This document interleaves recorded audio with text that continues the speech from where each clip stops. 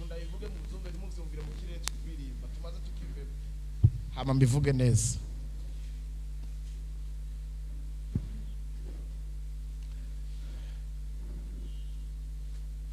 Hari umugore muri Bibiliya yariganijwe. Kuriganywa muracumva icyo ari cyo? Yariganijwe cyangwa ya kuriganywa ni nko kuvuga ngo yahuye n'ubujanje. Karibu mama wanje, isabukuru nziza muvyeyi mwiza. Mama wacu afite isabukuru. Turakuririmbira kandi uyu munsi turaguhezagira. Turaza kwatura umugisha ku bwaho. Amen. Nkundire manze mvugishwe ibi bintu. Amen. Ariko muranyumva mbireke. Muzi ko no bireke. Erega no bireka nkababwira mutaha. Kugira ngo murabise aho mwokwitwa. Munyereke ko mbyiteze. Umuntu wese ndakunda ariko ngira nsezerera abantu. Ngira nsezerera abantu bataha. Yesu nashimye. Duhagarara ngaha twasenze. Duhagarara ngaha bene data. Nivyo duhagaze ngaha muravuga ati hari hahagaze pastori ariko harigiye mutekereza nkaho menga biri facile kuronka icyo twe tubabwira mwebwe. Mwomenye ngene turondera icyo tubabwira. Mwokwamye mwiteze mumeze gutya. Pe hamiye mubona dushiramo rigere tukabwira ati what is this? Nibiki bikubiraba ko mbona umenga ntimu. Biba bifatanye n'uburemere bw'icyo twazanye hama twitegereza tugasa nkaho menga duhuye n'ikibazo cyo Paulo yahuye naco. Aho yigeze kuza bazana imfungwa zikuze, imfungwa zibakomeza azi ko bamaze gukomera. Abashitsemo gutya asanga nabantu bakeneye kuramizwa amata. Yesu nashimye. Twebwe indongozi rero turabimenya mutwereka ariko ko muhari. Mutwereke ko muhari kare mwiteze kwakira. Ibyo mfise si ivy'iwanje n'ivy'iwanje. Hari umugore rero yigeze ku uburiganya. Je nshobora kuba nakivuze nabi ku kirundi sikirenga kiranagoye. Kurigana umuntu yahuye n'uburiganya bivuga gutega papa Jo.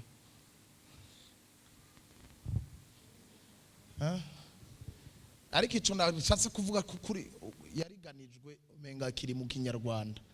Buriganya ni kuvuga ngo n'umuntu reka basi tukoresheje ijambo ryoroshye yarenganijwe atarakwiye kurenganya. Aha iryo rirumvikana mugaryo ryo reka dufata akarengane basi. Ninde ngira ndaba umuntu umwe muyera yabwiye ni mundi wazi umugore yarenganijwe muri Bibiliya atari kurengana. Ndamurabe ahezagirwe muri aka kanya. Umugore yariganijwe yahuye n'uburiganya muri Bibiliya ariko mu nyuma Imana ikamuteturura. Hagari ntiyariganijwe. Aya man ntuvuge wewe na pastor ntavuge. Mushe no mukazi. Oya musune mukazi. Musune mukazi yahuye n'igihuhusi cy'intambara za bose. Gusa nyene kwera ibikorwa byiza yari yarakoze ijoro ryaramuvugiye. Ndiko ndavuga umuntu yari abifitiye uburenganzira barabimwima ariko Imana mu nyuma iramuvugira.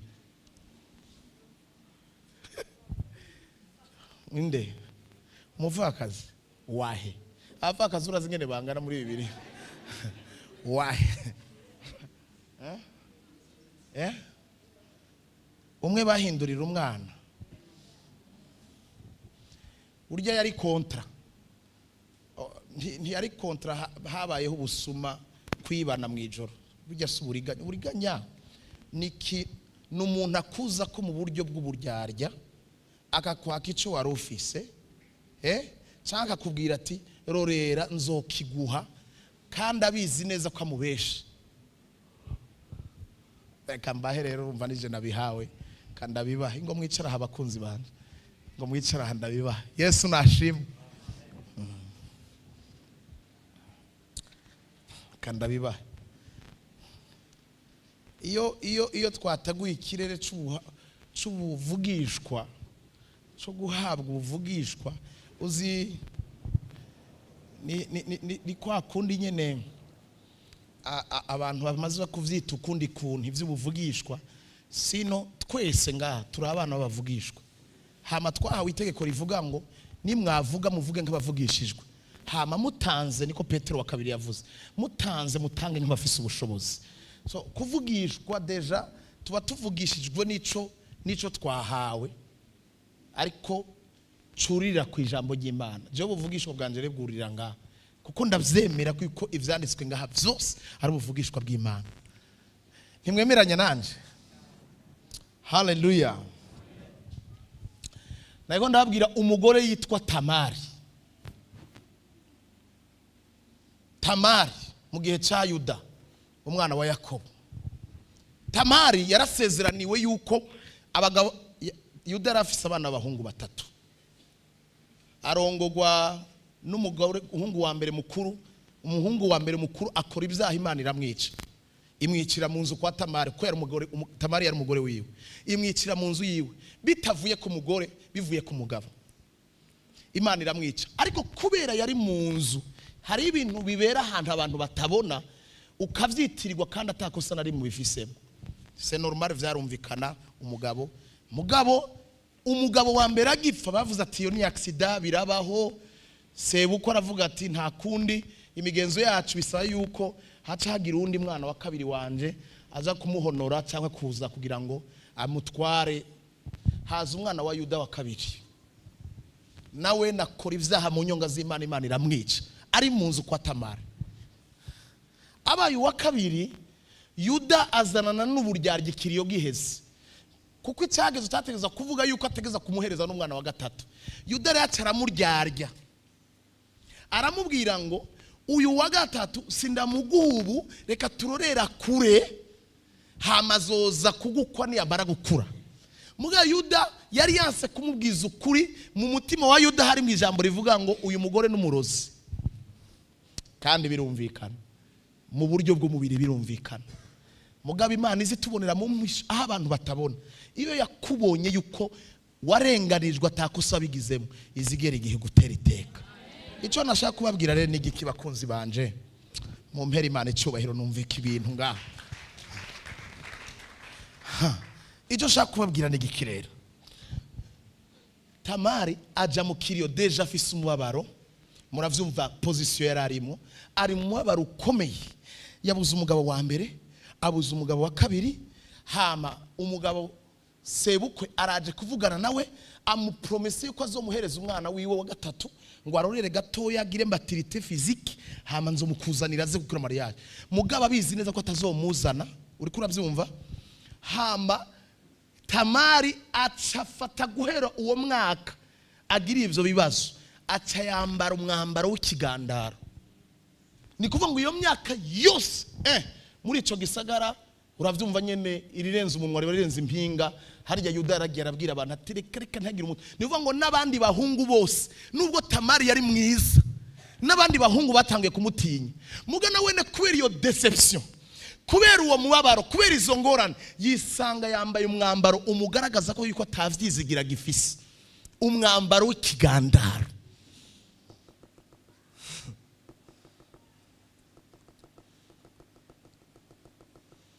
ntiyashobora no kwegera kwa sebukwe iyo myaka yose igihe kiragera wa muhungu arakura Bibiliya ntibitubwira neza muga birashoboka yuko urya muhungu ashobora kuba yaciye arongora ahandi umugore arorera kuba muhereza wa muhungu asanga baramubeshe aguma muri wa mwambaro w'ikigandaro narabibabwiye ku munsi w'ejo ibibazo hari igihe bitubana byinshi bigahahamura ubuzima bwacu tugasigara twumva yuko ntacyo tumaze mu bisanzwe Satani n'umugome aragushira ahantu hageze ahantu hakubwira ati wewe mu bisanzwe mu bantu bakwiye kugira ivyizigiro byo kubona ineza y'Imana wowe nduvemwo we nturimwo ihahamuka ryo mu buryo bw'umwuka ikaguhahamurika kwereka yuko ataciza kikubereye ndakunda Imana ndashaka mwumviriza ikintu ari aho hantu umuhungu yemerewe ntaje ntibaje kumusigura igituma atamumuhaye uri kurabyumva ngabo bari ko ratera imbere Yuda ari karatera imbere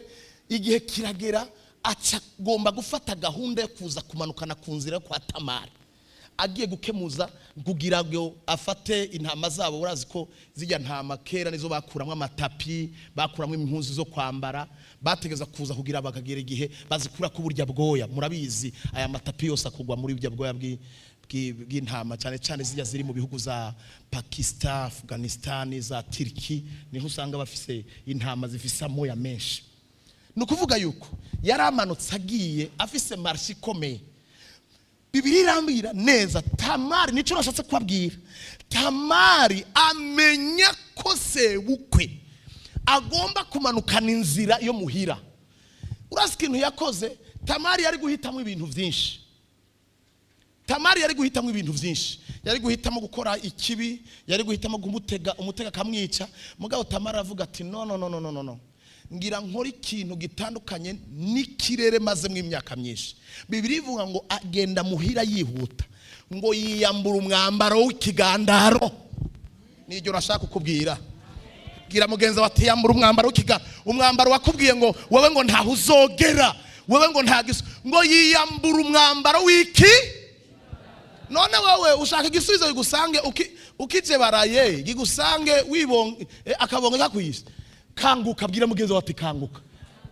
Kanguka umuvugishwa ariko aravuga yuko ibintu bigira bigende neza. Imana yaradusiye kuva kwa uwo ragira icakoze gitegeza gusanga ucitegurire. Reka mabwira ikintu, Imana nishobora kukunezereza wowe ubwawe utaratangura kunezerwa. Apani kunezereze mu bifadika utaranezerwa yayo ikubwiye. Mbe murazi yuko iyo mutamanje kunezerwa yakubwiye ko ikubona nkaho menga wayipinze. Ni bande bizeranye nanje ko Imana igira ikora ikintu gisha. Narimejeje kuvuga rero ati kigendere. Gerageza abantu bose mwicaranye bakubaza ati mbe wewe ko kumenga murara iyo energy ufise muri Imisi nibiki kukumenga umeze ukuntu Bwana asifiwe. Kubera hari ico niteze. Gira mugenza ati yambura umwambaro w'ikigandaro. Gerageza kwerekana kaguma ko mu buryo bw'umwuka, werekane ko ari ikintu. Izera wizera niyo mpamagaye. Ibi ndiko nakubwira ni ukuri.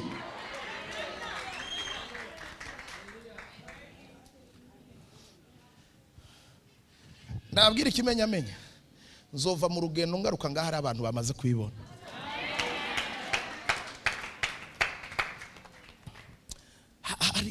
Hari ibintu by'umuntu yiteze. Muramaze kubona movement y'umukobwa agiragire mariage. Byukuri uguma mubona ngo ntacyo ngo azonsanga mu cyumba, ngo azonsanga kuri film, usanga ashushe. Vuga ngo ashushe. Abari ngaha abaciye kuri Aventura Mission, abavuyeho, abari mu miduga baba bamutije imodoka kubera arabizi ko agira yambara urushungi. Nta muntu ariko aravyumva none. Nta. Ariko basha mwe mwiyumvira ko ndiko ndafite inata. Navuze umukobwa ariko nawe hari igisubizo ukene. Gerageza kwerekana. Haragura shikamuhira upanga amasahano kundi gushasha nk'uwiteze umuntu. Gerageza uhindure gusasa. Gira kantu.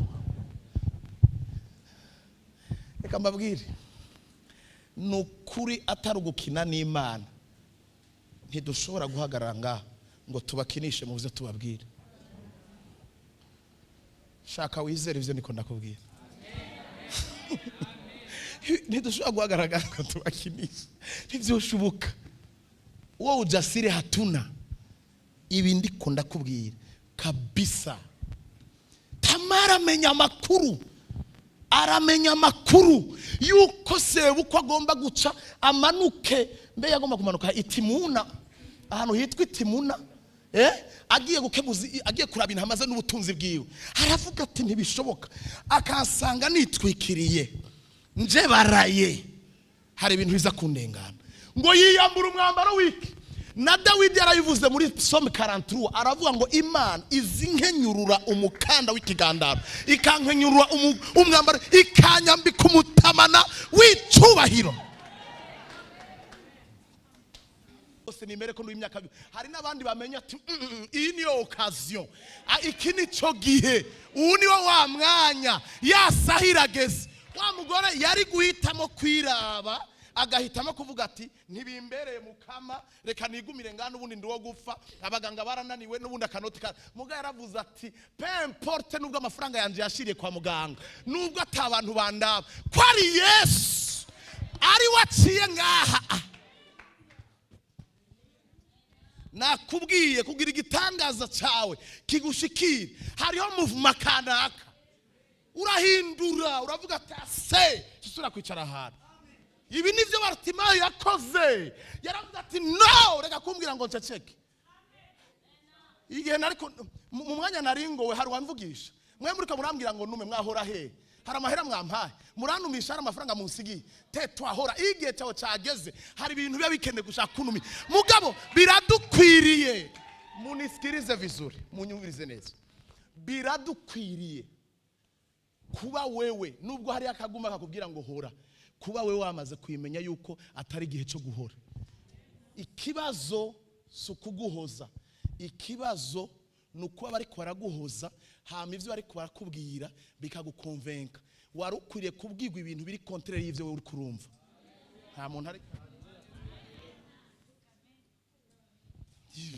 naho ubundi izi 2025 tuzoba turi ngahanya mu kwicuma zirashobora kuba amazi gusanga witwikiriye umwitwikiro w'ikiganda tukama muri 40 mu mwitwikiro w'ikiganda hindura ndiko ndabwira umuntu ngashaka nyumve si ndi oblige yo kubibateramwe mwese ndi oblige yo kubiteramwe umuntu duhuje ukwizera hindura bya mugogoro yari kuvuga ati ebana no ntibishoboka determination yiwe kwitegura kwiwe ntiyambaye impuzu shasha bene data kuko impuzu shasha ntacyo zari kumugira n'ubundi amaraso yaguma ameneka muga yaravuze ati uko biri kose jewe riwariwa uko bigenda kose bavume banyicira mu nzira ariko nagwanyisha kaje kurondera Yesu ngana nakubwire iyo bari kunamubona atarashikira ubuyonga ndabarahiye urya mugore ntiyari gusubirana amaraso kuko Yesu yari kubimenya ko hari umuntu yagwanyishaka ntashaka uri kurabishiramwe ubwo muri wa wundi nyene umenga barakuboheye ahantu kunkumura tuhereze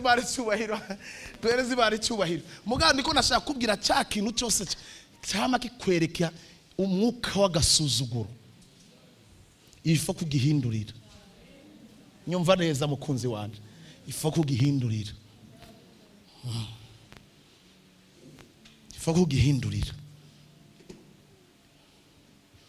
Yesu ntibigeze bamumenyera kuko yama bahindurira ari hano musizo no uyu munsi mu ijuru ntibigera bamumenyera kuko ko bunamye abamarayika bagarutse asanga yahindutse ejo gituma indirimbo itigera ihinduka ntihinduka kubera iki kuko umwami wacu aguma bava mu bwiza aja mu bundi bwiza hindura system ndababwije ukuri ibi bintu ariko ndababwira ndabizi satani hari igihe agushiraho ikirere hejuru yawe kikumvisha yuko ati reka kwirukana abandi we nturimo so ndabizi abadayimoni baragatsindwa ni babi abadayimoni barakumvisha yuko ntacyo umaze ntaho uzoja ugafata agaservo kawe amashuri wize ayo wakuye mu Bufaransa ayo wakuye mu Bugande ayo wize muri Kenya Mount Kenya ukayafata ukayaze akayakuzingira kugira ngo yanyegeze hariya munsi ntacyo uzovamo ukahondobera n'igifaransa ugahondobera n'icyongereza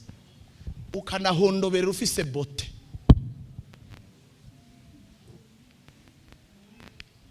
ugahondobera uri mwiza pe mugabo agera mu kiyo abadayimoni akakuganiza ati irabe na Tamari haleluya Tamari aravuga ati ntibishoboka sishobora guhura n'uyu mugabo yarangiriye nabi ndashaka manu nteturura mve kuri ribuye mva ahantu mve muri aka gahinda ngo agenda yambura umwambaro w'ikigandaro amaze kuwambura ngo aca yambara neza ari podora bavuze ngo yambara umwambaro w'ubupfakazi n'umwambaro w'igisuzuguriro ndavyibuka mama yarigeze kutubwira tukiri mu kidengera babwiye ati bana banje mubimenye mwicaye nga jewe sinafakaye ntimuzomfime kumbona jewe ndi mama w'amahanga jewe umugabo wanje ni Jesse amwihaye ubuzima bwanje bwose ntabwo ndogreta kuba ntafise umugabo nguyu mubona nk'umufakazi abandi agenda biyona ngo urabona ngo ni mu ndabiro duharage ngo je narapfakaye ngo mu ndabiro umufuko w'agaceri reka tuvise Yesu iri jambo ngo yama yambara umwambaro w'ufaka ni kuvuga ngo wari umwambaro w'agasuzuguro, umwambaro kuvuga ati ntibigikunze, n'uwo nari niteze bamunyime. Yambara uwundi mwambaro, ahagarara kwibarabara. Yuda abaramubonye. Biblia inasema mpumbafu umujibu sawa sawa na upumbafu wake. Hari igihe umuntu yigira indyarya nawe ukacuba indyarya kugira ngo umwereke ko amushoboye. Hari igihe umuntu yigira umujanja nawe ukaca wigira umujanja. Hagira umuntu yigira mwenga ni rofa nawe ukaca wigira rofa. Hama tukaraho uburofa buza gutsinda. Tamari, Yesu nashimwe cyane. Tamari yarambaye, yambara neza, aridegiza, mugabo yambara neza ku buryo sebukwe yamubonye akamutamani. Atamuzi ko ari bamwita nk'ikimbega. Umukazana wiwe atabizi. Sawa. Aramubwira ati urumva rero nagukunze sheri, ubona umukobwa muhuye ati nagukunze. Cyo tuma nama ndabibabwira igihe cyose. Ibi naho mbakiri. Reka mwumvirize Tamari. Ikiyagiye nabi babwiye mwiyumvira ngo ntibiri mu bibiri, mwe muyaraciye abinyibutsa. Tamara amubwira ati nivyo, ati warankunze, ati Tamara agumanye ati okay, tire tujane muhira iwanje. Atoke iwawe ati hameze neza, ati tutugende muhira. Bugezeyo Yuda yibwira ngo ni Maraya afuye guhitana, agira mubwira ati kare dukuri impuzu turyamane. Aramubwira ntoya sinkura nta cyumba nta kintu mpereza. Aramubwira turumva je ndakwemereye nzoguha ibi nibi. Aramubwira ati nzoguha ntayo nshaka. Rero kugira ngo uzobimpa ivyo bintu mbwiye, manzu mpereza ibimenyetso nsigarana, nzobigusubiza winzani niho turyamana. Abamuhaye impeta yiwe. Acaramubwira atoya ntumpa impeta gusa, mpa n'inkoni. Kubera inkoni niyo yagiye kumucungura. N'impeta yaramucunguye. Yashaka kuvuga ati sinshaka gusubira kugwa mu mutego. Abantu bababaye bahuye na deception. Iyo utabashije kwiga muri iyo deception, muri uwo mubabaro, hakaza undi muntu ugasira kuyayata amatwa gashuha, ntumenye ubwenge, uburi wo gupfa bakwiye gutwara ku mpanda ukagenda. Ubundi ngorane zari zikwiye kuduvyarira diplome ihanitse, diplome y'ikirenga. Nta muntu ari karanyumva. Yesu nashimwe cyane. Hari ntiwiteho ko bababajwe cyane, ariko mu byakubabaje vyagukuriye mwiki.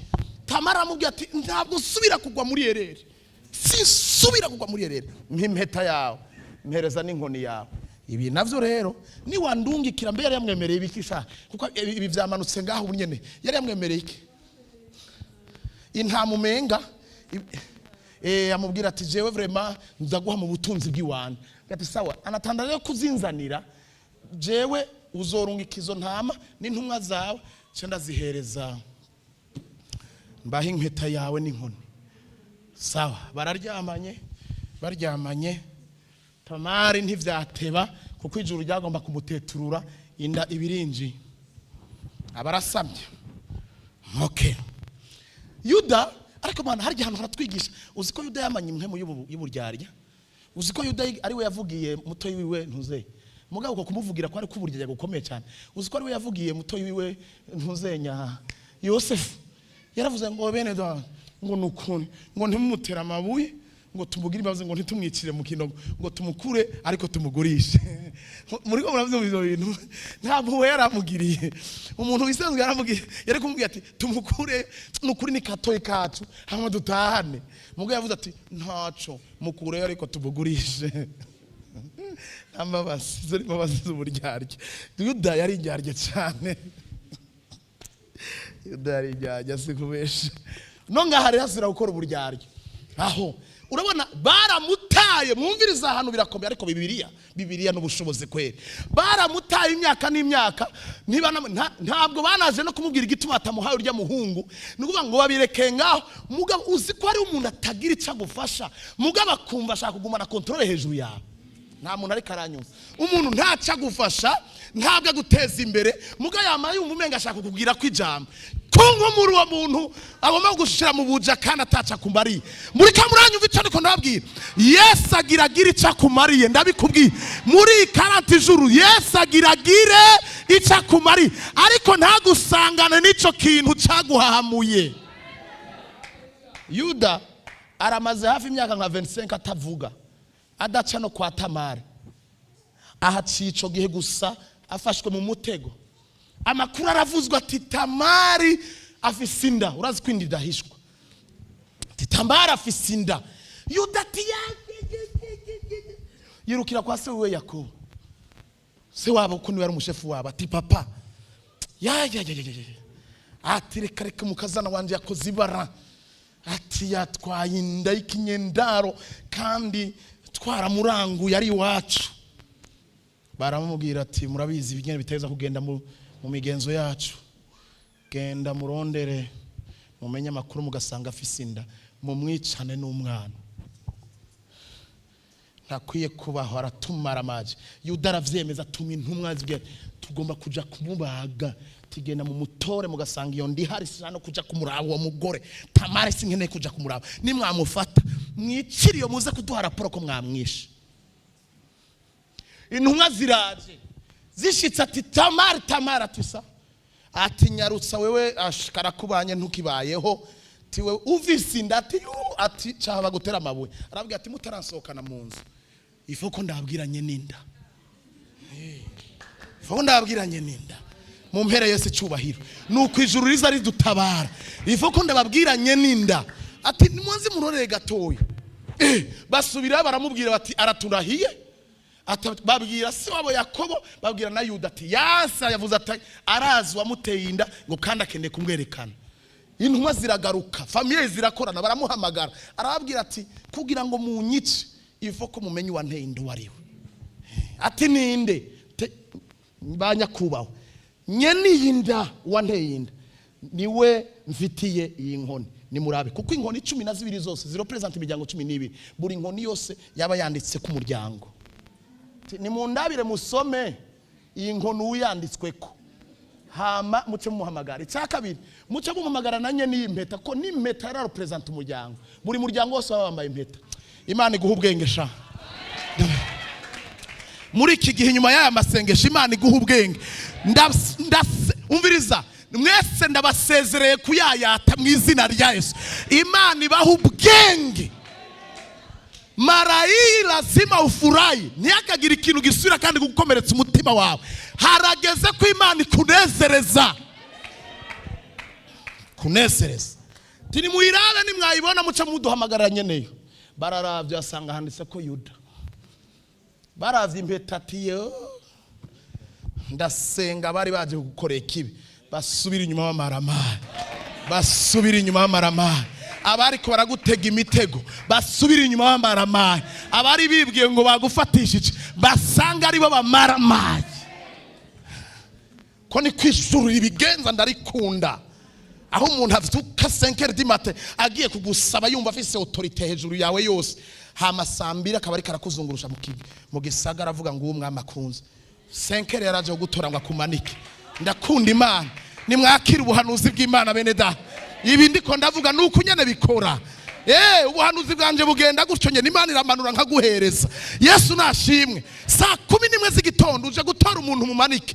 Saa 2 uri kuraririmba. Bikubera bityo uwize yaringa bikubera bityo mu mwanya biyumvira ko ugiye gushita abari wo mwanya Imana igupromotinga ikuzamura. Ndakunda Imana. Ngo bafata inkoni bayishira Yakobo bashira ati ya bayisubira ati sira ati ntacyo mfise mvuga ku muhungu wanjye ati bimushira. Yuda ngo abibona acagaruka imbere yiwe avuga ngo mafiye oya ntama zanje kandi ucumpa nibirera umwana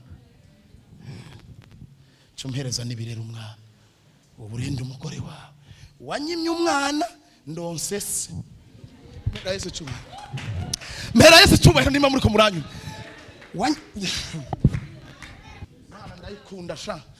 Ndayikunda cyane sha. Imana kugira ngo imusuzugure umwami iramubwira ati ni wowe nyene ugira untungira umuhamagaro wanjye. Nigurunde ugira urera umuhamagaro. Iwawe munzu umugaburire umuhigishe yiga amategeko. Hama aje no mu muryango uhindura na identity azogusimbure. Yo ni Imana sha. Imana yanje kandi ndiko ndavuga ibintu byo kuva mu kimwaro kaja mwishimwe. Sinzi ko mwanyumvise.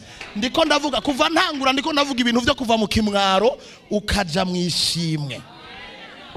Kugira mu vyumve neza rero ni mundabire Actes des Apôtres 12 niryo jambo mfise uyu munsi. Actes des Apôtres 12. Muraza kwisomera kugira ngo singende mu bintu birebire, sishaka kuja mu bintu bimpagarika, ngira ngendere mu kirere. Haravuga amakuru y'ingene Herode yafuze ati ubu rero abantu baguma bavuga mu izina rya Yesu basenga Imana, bafite Imana zitazwi tutamenyere, tubafate tubice. Hari hagezweho ba Yakobo, hagezweho ba Petero. Mu mwanya mutoya Yakobo barafashwe, bamushize muri prison. Bakimushira muri prison, umwami atanga itegeko ati ni mu mwice. Baramwica abayuda ngo oye oye oye oye oye oye. Bibiri ivuga ngo Herode ngo abona yuko yanezereje abayuda, aravuga ngo niwaongeze niwaongeze. Bakambia tuongeze.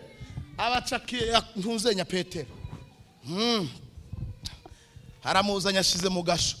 Agira mu mwice yibuka ko ari igihe cy'imitsima itambiwe. Umva ntiyari yemerewe, imigenzo ntiyashobora kwemera ko mu gihe ko hari hegereje Pasika, muri ico gihe ca Pasika imitsima itambiwe ca Saint Seine, n'abanyedini n'abaki abo bose mwumva bicana ba Herode bose bari abanyedini bari bazimana. Baravuga ati aha ntitumwice ntivyo kunda, icagezwe ntitwitwemera ko twica muri periode ya Pasika. Acarabwira ati ntimugire ikibazo, nimurorere Pasika irangire nzoca ndamubaha. Sawa. Pasika ngwihere yamaze kumudadira, amuhaye abasoda 12 bamucungera, yugaje ivyuma n'ibihindizo bikomeye. Shengero ngo rimenya yuko Petero nawe ne yafashwe. Rirabimenya yuko yafashwe. Cyari igihe cy'agakengerwa. Reka mabwire sezo shasha iraje. Shaka wizere ivyo ndiko ndakubwira. Imana irazanye sezo shasha. Ciao abantu bari baraciriwe kutagira ico bavuyemo, ari bo basubira gukayangana gushininga ngaha mu gisagara. Nukuri ni mu byizere Imana igira ikora ikintu gisha. Mbega ntimuzokibona, mbega amaso yanyu ntazokibona. Yego intumwa ishengero rirafukama ngo ritakambira Imana, rirahamagara Imana. Nagira ndababwire uko biri kose mwe mu yarafise igituma bavyanditse ku intumwa ishengero ryace rifata umwanya wo gusenga. Petero yarasohotse, nubwo nza gusubira inyuma, yarasohotse, ariko barafise igituma bashizeho yuko ishengero ryatakambye. Ijuru riza rihindura amateka iyo hagize abantu bafukama. Ndabira umuntu muri kumubwira ati amasengesho yawe y'imisi 40 rurera gato ya wirabire ngoya siku kidogo utaona Mungu. Niamini ndiko ndasubiramo, mwizere ivyo turiko turabwira, ngoja siku kidogo mutaona. Barafise igituma babishize ati ishengero rifata umwanya wo kumusengera. Petero ari mu gasho arugaranwe 15 ingabo zimucungereye kugira ngo atanatoroka na gatoya. Mugabo hariho nabandi babiri 12 bakikuje icumba hirya no hino, babiri ari hagati yabo, yasinzira ingabo zihagaze ngaho. Niko bibiri tubwira, zihagate zimuhagati, abararyamye araruhutse. Ishengero rirasenze riheje gusenga. Ndashamba abwira ikintu gikomeye. Gakengego k'abadayimoni kararangiye basha. Mbabwire mushimba rero kanarangiye, saga kengego gasanzwe gusa nako mu bakuru. Nubwo nshatse kuvuga ngo dosiye yawe nubwo yo bari hejuru hejuru, papa gira ikureyo babimenye ko ijuru ryagutabaye. Hari ibintu Imana igira ikore birenze ubwenge, birenze kuko n'Imana 3:20 abanyefeso ishoboye gukora ibirenkeye cyane ivyo dusaba n'ivyo twiyumvira. Nisikiriza sasa, ndashaka munyumvirize ibi bintu ndiko ndumva nibiki, ndashaka munyumvirize, ndashaka munyumvirize. Petero ikintu munga yaca ndakubwira camvugishwa ico nabwiwe, mugabo turi muri iyo tumenyene. Mwavyumvise ko Tamara gakengego yakavuyemo, mwavyumvise ko uruyo Mose gatakengego kavuyemo. Mbega undi nababwiye ni ndega ntose Mordecai mwamwumvise, mwavyumvise ariko erega nivyo papa agira akora vyizere nuko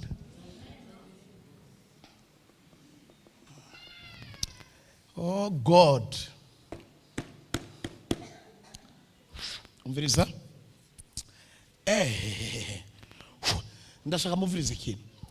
Petero araryama abantu bariko arasenga, Imana irungika marayika. Marayika araza ashikira mu gasho, ashikira indani mu cumba Petero arimo, aramukoma, aramubwira ngo Petero vyuka. Aravyuka, aramubwira ngo ambara ufate n'uwo mutamana uwushireko, hamuhejeje kwambara ucunkurikira. Petero Bibiri tubwira ngo avyuka yibwira ko ibiriko biraba ari inzozi. Naba mugenza bati biraremere, murabe ariko bimumbwire mubwire Petero we erega ntabwo bigiye kuba inzozi, mugago Imana igira ikora ibintu uzokwibaza none gama vyukuri jewe na merita ibi bintu, jewe nari ngwiriye ibi bintu, jewe vyukuri muri urabimerita, birashobora kubimerita. Mugabo hari igihe n'Imana ikora ikintu mu gihe ubona kumenga ntivyari bikwiriye ko kiza uwo mwanya. Nico kintu Imana igira ikore, aho Imana igukorera ikintu mu mwanya utibwiraga ko yogikoze. Akira masaho muri mwakira ibyo mwakira. Ndabibifurije n'umutima wanje wose kandi ndavyumva mwisi mwemu. Ndababwije ukuri aba gravity kuweni tayari mambo yanabadilika. Kuweni tayari mambo yanaenda kubadilika. Buyuda we witondera iminsi mikuru yawe. Ndashaka mumvirize ikintu. Barasohoka yibwira ngo izi ni inzozi kweli. Ndarota kuko yaramenye kurota ibintu bitangaje. Mugabo vyari live. Ndabira ikintu cyabaye rero.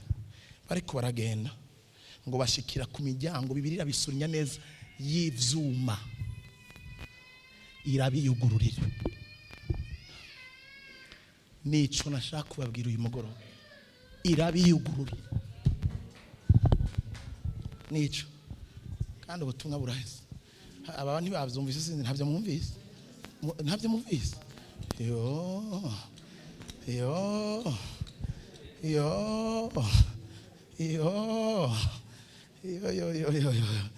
Oya, ntabwo marayika yarinze kubwira abantu ngo ategeke ngo nimubugurure ngo twugurure turengana. Umviriza, Bibiliya ntitubwira bajye basoda 16 ivyo babaye, iko biri kose birafise ico babaye. Sinzi uko babaye parazi bahagaze baraguye, Bibiliya ntavyo ivuga. Muko biri kose nta gahunda nimwe, nta rusoro, nta nkoho, kubera ijuru ryari ryamaze kuhagera. Ijuru rigira rigukorera ibintu bitamenyerewe hano munsi y'ijuru, bitamenyerewe ngaha munsi y'ijuru. Mutekereze, reka mbabwize ukuri, uyu muryango w'icuma wabiyugururiye ntabwo ari imiryango y'ikizungu tumenyereye hano ugenda ikumva amaraso yawe, si bijya. Yari imiryango iri kwa magufuri, mugabo ijuru rifata iyo miryango yugajwe amagufuri igenda yiyugurura. Aho gira mugenza we rero ati itegura imiryango, nta forcing, nta gushiramo imbaraga, ibintu bigira bikwiyugururire. Teme y'iri joro bigira bikwiyugururire. Bwira uw'iburyo bwawe n'ububafu bwawe umubwira ngo ibintu vyawe umugisha bigira vyiyugurure. Ndabira mugenza wamubwira ngo ijuru rikwinjije muri sezi ata protocol ahari. Nta muntu anyumvise. Iyo Imana igukuriyeho protocol, ni kuvuga ngo igukuriyeho kwisigura. Nta muntu ari karanyumva. Reka ntangarize isiba, ntabwo bari baranyumva indani. Nari mpejeje kuvuga ngo iyo Imana igukuriyeho protocol, ibigukuriyeho kwisigura. Ni kuvuga ngo igihe cyo kwisigura cyarangiye, igihe cyo kuvuga amajambo maremare cyarangiye. Imiryango irabiyugururira.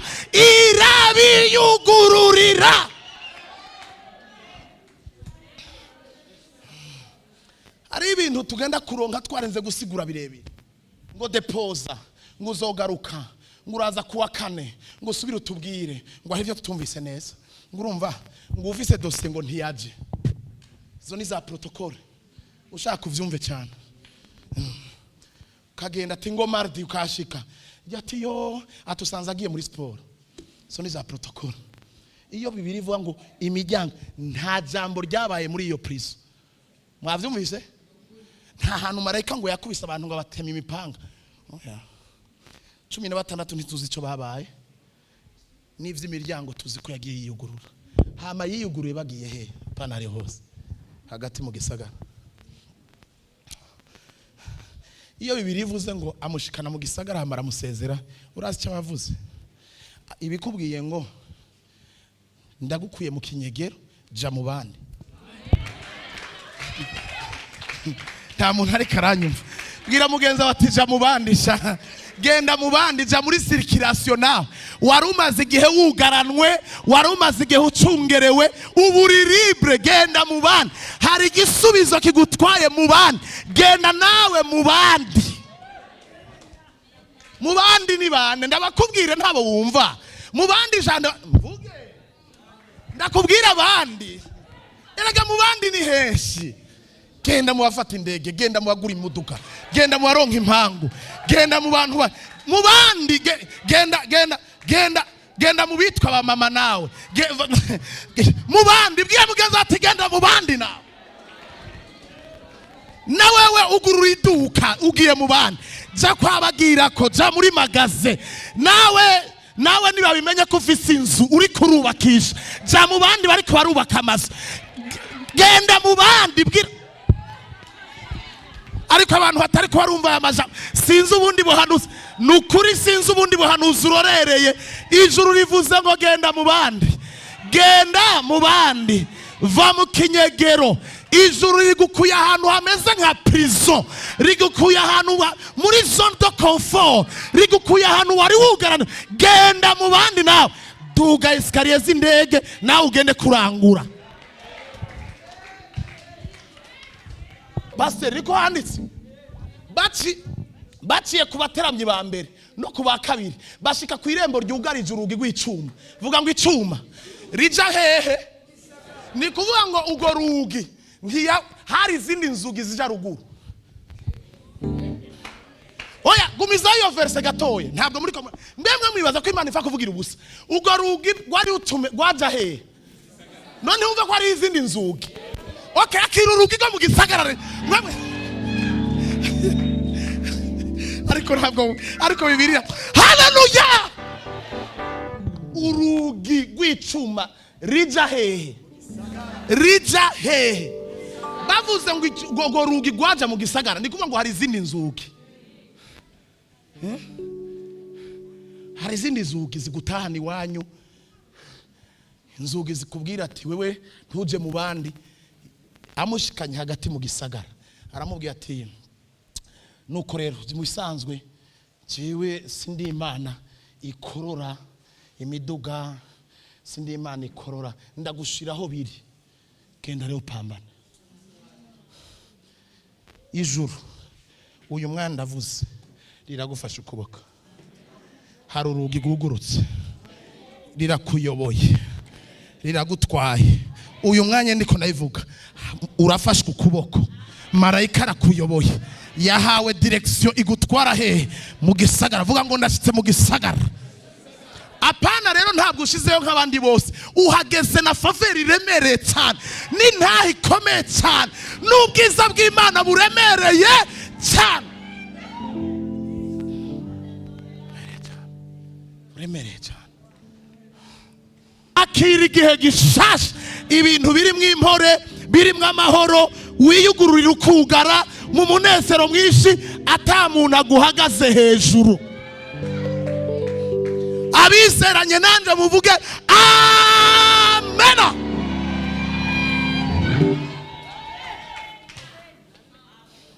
Mana yacu ni nziza. Mana yacu ni nziza. Ndabyumva papa gira kora ikintu gisha. Kora ikintu gisha. Abantu afise ukwizera. Iyo duhuje ukwizera. Ibisishora kwimara ku mwanya ndiko ndavuga gutya ngomba guturika. Ntazi iyo ndiko ndavuga iri yariyo. ndayizi. Mungu wangu, Imana yanjye. Mbivuganye umutima uciye bugufi, ntimunatekereze birebire. N'abazondaba ntimuzotekereze ibintu birebire ngo ndi muri babandi bavyimba. Ariko I know my God. Ndazi Imana yanjye, ndayizi.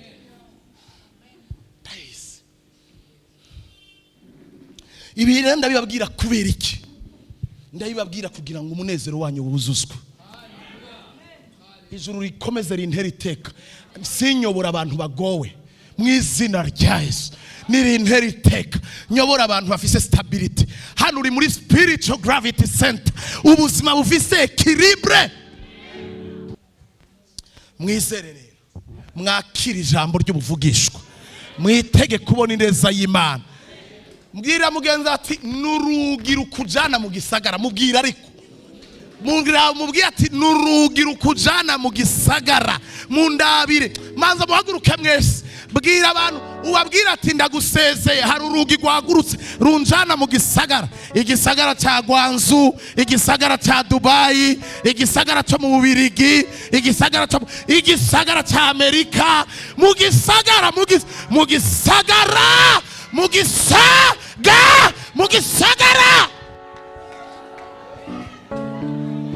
ramutse abantu bose bashoboka. Gira ugutwara mu gisagara. Abantu bose bashoboka urugi. Amaze kandi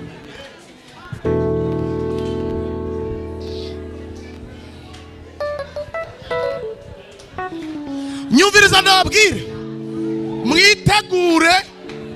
Nyumviriza mbabwire.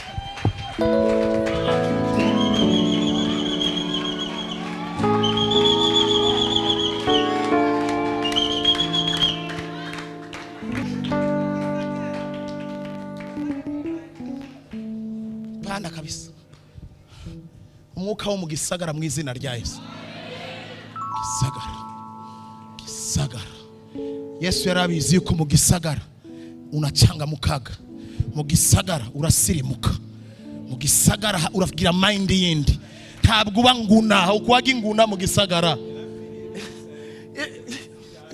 Yerusalemu niho yapfiriye. Avi Nazareti, Yerusalemu. Gisagara tushimira Imana. Yo.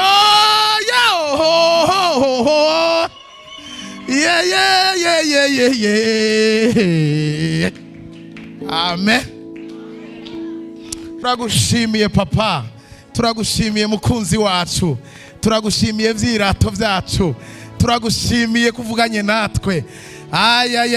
Bibiliya iravuga ngo amaze kugenda yamanunye umukate ngo bamenya ko ari Yesu. Hama batangura kuvugana bati igihe twatangurana urugendo tukimushikira ngo nico gituma twaguma twumva imitima yacu yuzuye ibineza neza, yuzuye amahoro. Mwami dusotse hano hantu imitima yacu iguwe neza kuko uratugendeye papa. Shimwa. Ndagushimiye ko wuguruye urugi ruja mu gisagara. Urugi ruja mu gisagara. Uratanze ama strategy. Uno mugoroba utanze ubwenge. Uno mugoroba utanze uhumuye amaso abana bawe. Ugiye kubaha imigambi yo gushika kure. Utanze ivyiyumviro bizima. Abantu barakangutse. Abantu babonye ivyiza. Abantu ubahaye imigambi yo gukora. Iri joro murarota. Iri joro murabona. Imana igira itangure kubereka ico ugiye kujamwo kigatuma uroranirwa, kigatuma umererwa neza. Urakoze mpemu yera. Urakoze nyene icubahiro. Ndagushimiye. Numva bikwiye, numva vyuzuye. Icubahiro kibi cawe. Okay, gumbira abantu bose bashoboka.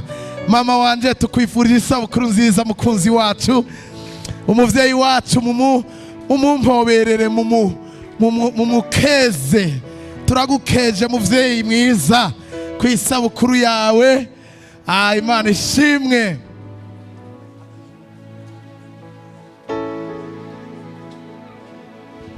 Hallelujah. Shimwe ni ryawe ma.